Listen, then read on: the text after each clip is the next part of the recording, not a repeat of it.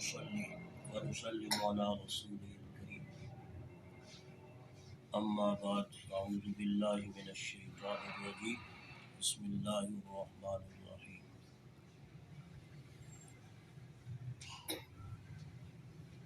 الذين إذا أصابتهم مصيبة قالوا إنا لله وإنا إليه راجعون أولئك عليهم صلوات من ربهم ورحمة وأولئك هم المهتدون صدق الله مولانا العظيم قال رسول الله صلى الله عليه وسلم من عزى مصابا فله مثل أجره او كما قال صلی اللہ علیہ وسلم۔ برادر عزیز، جناب قاری انوار صاحب کی زوجہ محترمہ کی انتقال پر تعزیت کے لیے حاضری ہوئی ہے، تو ان کے حکم پر اسی تعزیت کے سلسلہ میں انہوں نے فرمایا کہ کچھ بیان ہو جائے۔ اس کے بارے میں عرض یہ ہے کہ جو میں نے آیت مبارکہ پڑھی، اللہ تبارک و تعالی نے زندہ مسلمانوں کے لیے اس میں یہ حکم فرمایا کہ اگر تمہارا انتقال ہو جائے کسی عزیز کا، رشتہ دار کا، تو اس وقت تمہیں کیا کردار ادا کرنا چاہیے، کیا حکم ہے شریعت کا۔ اس حکم کو اس آیت مبارکہ کے اندر بیان کیا گیا کہ جو ایمان والے بندے ہیں، اذا اصابتہم مصیبہ، جب بھی ان کو کوئی مصیبت، پریشانی، تکلیف، بیماری، موت ان کے گھر کے اندر واقع ہوتی ہے، تو بس جزا فضا گھبراہٹ کا اظہار نہیں کرتے۔ اذا اصابتہم مصیبہ قالوا انا للہ وانا الیہ راجعون، یہ کلمات بابرکات اپنی زبان سے ادا کرتے ہیں، جیسے الحمدللہ مسلمانوں کی عادت بھی ہے۔ حکم بھی یہی ہے کہ جب کوئی وفات کی خبر سنے تو اس وقت اس کو یہ الفاظ پڑھنے چاہیے، انا للہ وانا الیہ راجعون، کہ ہم سارے اللہ کے ہیں، اللہ کی مخلوق ہیں، اللہ کے پیدا کردہ ہیں، اللہ نے ہی ہم کو تخلیق کیا، بنایا ہے، اور اس دنیا میں وقت جتنا اس نے مقدر میں لکھا ہے وہ گزار کر ہم پھر اللہ کی طرف ہی جدھر سے آئے تھے ادھر ہی واپس ہو جاتے ہیں۔ وَإِنَّا إِلَيْهِ راجعون، بے شک ہم اسی اللہ کی طرف لوٹنے والے ہیں، پلٹنے والے ہیں، آئے بھی ہم ادھر ہی سے اور جا بھی ہم ادھر ہی ہیں۔ دنیا میں انسان جتنی اللہ تعالیٰ نے کسی کی عمر مقرر فرمائی ہے اسی کے علم کے اندر ہے، کسی بندے کی عمر کے بارے میں بالکل کوئی پتہ نہیں، خود اس کو بھی پتہ نہیں ہوتا، نہ اس کے کسی پیش و اقارب کو پتہ ہوتا ہے کہ کیا اس بندے کی عمر ہے، کتنی ہے، مرے گا تو کہاں مرے گا، کتنی عمر پائے گا، یہ ساری باتیں صرف اللہ کو معلوم ہیں۔ سورہ لقمان کی آخری آیت ہے جس میں اللہ تبارک و تعالی نے یہ فرمایا، ما تدری نفس بأی ارض تموت، کوئی بندہ یہ نہیں جانتا کہ وہ کس زمین پر مرے گا، پیدا سعودیہ میں ہوتا ہے، مرتا پاکستان میں، یا ادھر پیدا ہوتا ہے اور ادھر جا کے فوت ہو جاتا ہے، مشرق مغرب تک کے فاصلے درمیان میں ہو جاتے ہیں، مشرق میں مرنے والا مغرب میں دفن ہو رہا ہے اور مغرب میں پیدا ہونے والا مشرق میں دفن ہو رہا ہے۔ اس واسطے اللہ تبارک و تعالی نے وہاں فرمایا کہ ان چیزوں کا علم کسی کے پاس نہیں ہے، عندہ علم الساعۃ وینزل الغیث ویعلم ما فی الارحام وما تدری نفس ماذا تکسب غدا وما تدری نفس بأی ارض تموت۔ 5 چیزوں کا ذکر اللہ پاک نے فرمایا کہ ان کا کسی کو کوئی علم نہیں، قیامت کا علم کسی کو نہیں، ماں کے پیٹ میں یا کسی بھی مادہ کے پیٹ کے اندر جو بچہ ہے، جو پیدا ہونے والا ہے، اس کے بارے میں کسی کو کوئی علم نہیں کہ وہ کیسا ہوگا، لائق ہوگا، نالائق ہوگا، عالم ہوگا، جاہل بنے گا، کتنی عمر دنیا میں آ کر پائے گا، کرے گا کیا، یہ تفصیلات کسی کو علم نہیں ہے۔ وہ اندھا پیدا ہوگا، لولا کانا، جیسا بھی پیدا ہو اللہ ہی کو علم۔ وَيُنَزِّلُ الْغَيْثَ، بارش کب ہوگی، کتنی ہوگی، کس علاقے میں ہوگی، کہاں کہاں ہوگی اور کہاں نہیں ہوگی، اس کا نتیجہ کیا نکلے گا، یہ بھی صرف اللہ کو معلوم ہے۔ وَيُنَزِّلُ الْغَيْثَ وَيَعْلَمُ مَا فِي الْأَرْحَامِ، اور ریموں کے اندر جو کچھ اللہ پاک پیدا فرما رہے ہیں اس کو بھی وہی جانتا ہے۔ وَمَا تَدْرِي نَفْسٌ مَاذَا تَكْسِبُ غَدًا، کسی کو یہ بھی معلوم نہیں ہے کہ میں کل کیا کروں گا۔ بڑے بڑے عزائم، بڑے بڑے ارادے بندہ پختہ بناتا ہے، لیکن اس کے مطابق انسان دوسرے دن بجائے اس کام کے کرنے کے قبر میں پہنچا ہوتا ہے۔ وہ نہیں کر سکتا، اپنے ارادے کو پورا، اختیار کو پورا نہیں کر سکتا۔ ما تدری نفس ماذا تکسب غدا وما تدری نفس بأی ارض تموت، اور یہ بھی نہیں جانتا کہ وہ بندہ کہاں فوت ہوگا، کس سرزمین پر۔ تو بہرحال شریعت کا حکم یہ ہے جو اس آیت میں بیان کیا گیا کہ جب تمہیں کوئی مصیبت پریشانی پہنچے تو تم یہ بات کہو کہ ہم اللہ ہی کی طرف سے آئے تھے، اللہ نے ہمیں پیدا کیا، وہی ہمارا مالک ہے، وہی مختار ہے، وہی حاجت روا مشکل کشا ہے، سب کو پیدا کرنے والا وہی ہے، نبیوں ولیوں سمیت کوئی کسی کی تخلیق نہیں کر سکتا، نہ کسی کو کوئی نفع اور نقصان کر سکتا ہے۔ اللہ پاک جس کو چاہیں وہ رکھیں اور جس کو چاہیں فوت کریں۔ وَإِنَّا إِلَيْهِ رَاجِعُونَ، اس دنیا میں وقت گزارنے کے بعد ہم سارے اللہ کی طرف واپس چلے جاتے ہیں۔ رجوع کہتے ہیں کہ جدھر سے بندہ آئے ادھر ہی واپس چلا جائے، اس کو رجوع کہتے ہیں۔ ہم آئے اللہ کی جانب سے، عالم ارواح سے،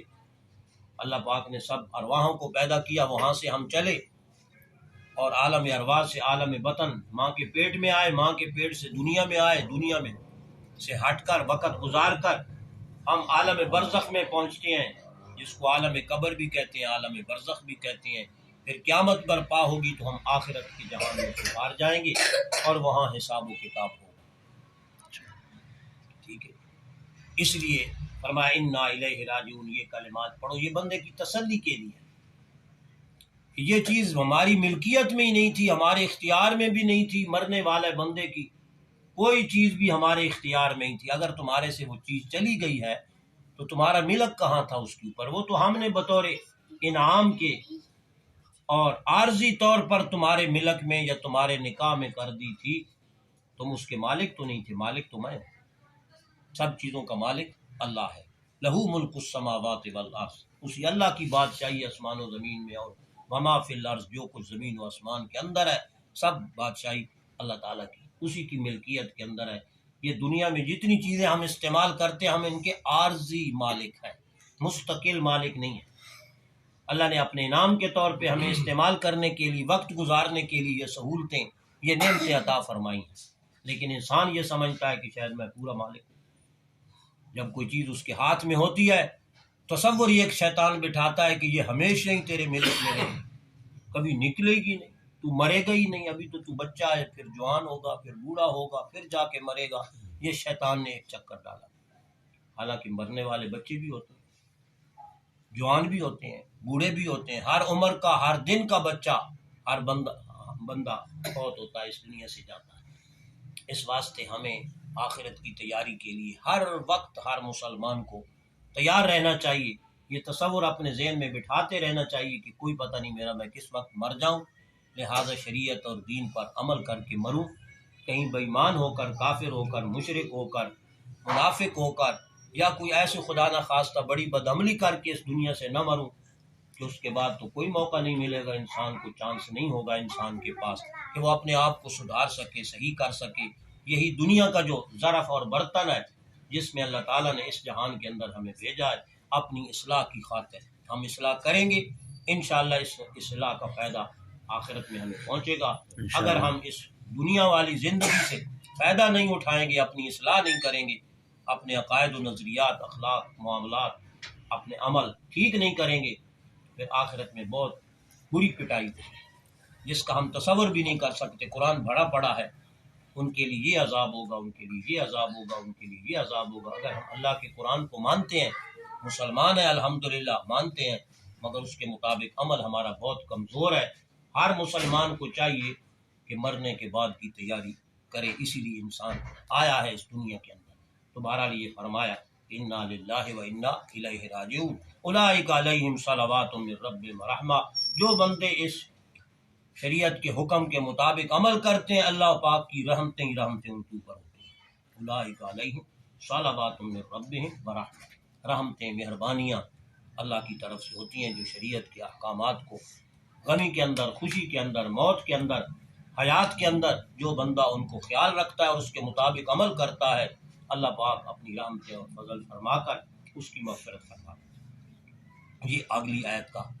حکم ہے، اولئک علیہم صلوات من ربہم ورحمۃ واولئک هم المہتدون۔ شریعت کے سارے قوانین پر عمل کرنے والے لوگ یہی ہدایت یافتہ ہیں، باقی گمراہ ہیں۔ اگر ہدایت یافتہ لوگوں کو دیکھنا ہو تو ان کا موت و حیات، زندگی اور موت کے معاملات کے اندر دیکھ کر تم فیصلہ کر سکتے ہو۔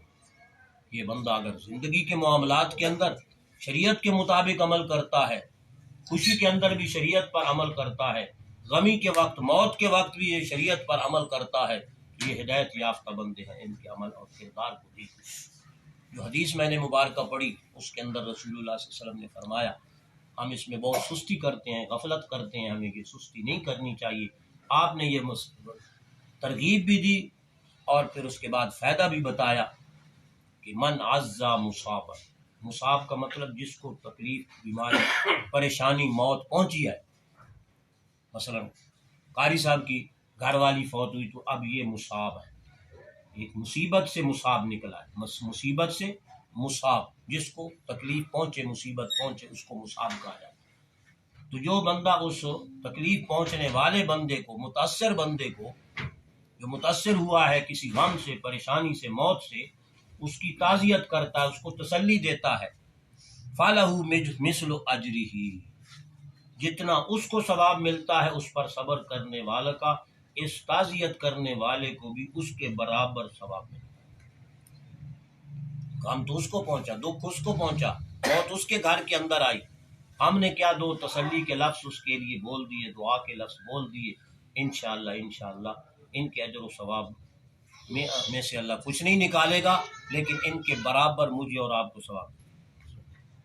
یہ بہت بڑی نیکی ہے، ہمدردی کا اظہار ہے، یہ اخلاقیات میں شامل ہے۔ ہم انسانی قدروں سے دور ہو گئے اور بھائی بھائی کا دشمن بنا ہوا ہے، باپ بیٹے کا، بیٹا باپ کا دشمن بنا ہوا ہے۔ اتنی افراتفری، اتنی دنیا داری، اتنی مادیت پرستی ہمارے اوپر مسلط ہو گئی ہے کہ ہم اخلاقیات پرانے چھوڑ چکے ہیں۔ ہمارے سے تو وہ دیہاتی لوگ بڑے اچھے اور بہتر تھے آج سے کچھ عرصہ پہلے تک، کہ وہ ہر دکھ درد کے اندر ایک دوسرے کے بڑے ہمدرد ہوتے تھے۔ شہری زندگی میں آ کر ہر ایک کو اپنی اپنی پڑی ہوئی، کسی کو کوئی علم نہیں، نہ کسی کو کوئی ہمدردی اور خیر خواہی کرتا ہے۔ اس واسطے ہم سب کو چاہیے ان آیات کے مطابق جو بیان فرمایا گیا، وہ ایک مومن مسلمان کا کردار، ہمیں وہی کردار اپنانا چاہیے خوشی اور غمی اور موت اور حیات کے سلسلے کے اندر۔ انشاءاللہ اگر ہم اس پر عمل کریں گے تو اس کا بھی اجر ثواب ہوگا۔ اور آخری بات یہ ہے کہ ہمیں پورے دین اور شریعت کو لے کے چلنا ہے، ادھورا نہیں۔ قرآن میں موجود ہے ادخلوا فی السلم کافہ۔ بعض لوگ صرف نماز پڑھ کے مطمئن ہو جاتے ہیں کہ جی ہم نے بس اسلام کو، دین کو اپنا لیا ہے، بعض روزے رکھ کر، یعنی شریعت کے سارے احکامات ہر مسلمان پر، معذورین کے علاوہ، جو اس کے اندر معذور ہے شریعت اس کو اجازت دیتی ہے مگر اس کی عذر کی حد تک، ٹھیک ہے، باقی کوئی بندہ معذور نہیں ہے، ہر بندہ پابند ہے، نماز کا بھی، روزے کا بھی، حج بھی، زکوٰۃ بھی، اور اس سے پہلے عقائد اور نظریات سب سے پہلے بہت ضروری ہیں۔ ہمارے عقائد نظریات، ساری زندگی نمازیں پڑھتے رہتے ہیں، عقیدہ شرکیہ ہوتا ہے، عقیدہ بدعت والا ہوتا ہے،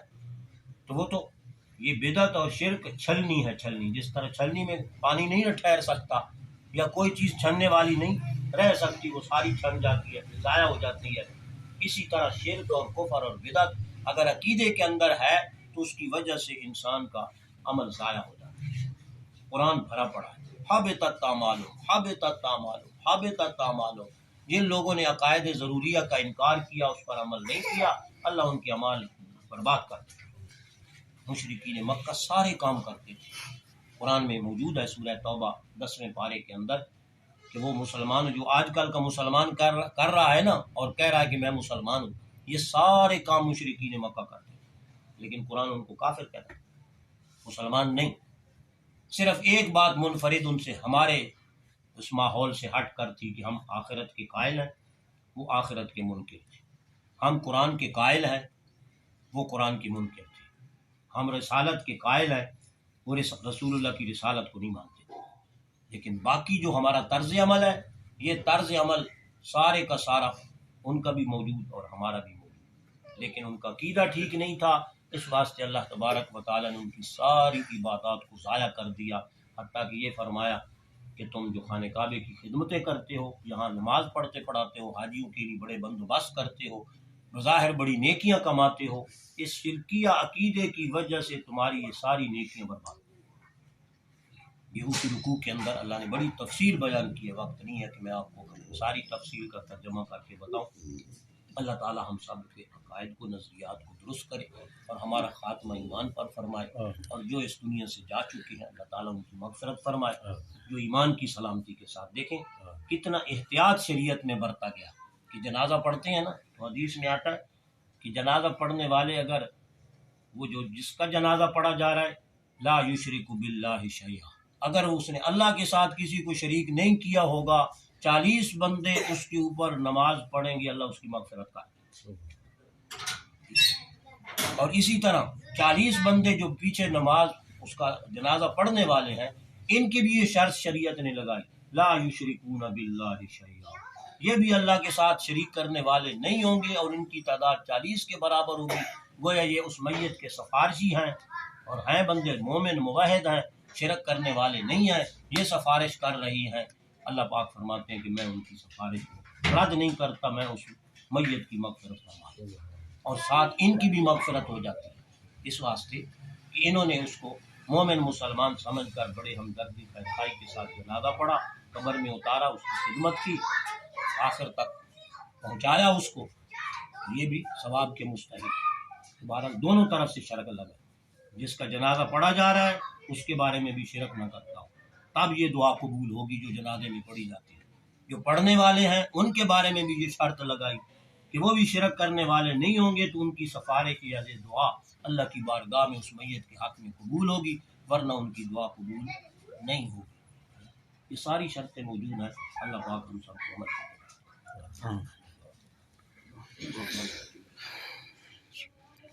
وفی الآخرۃ حسنۃ وقنا عذاب النار، اللهم اغفر لجميع المسلمين والمؤمنين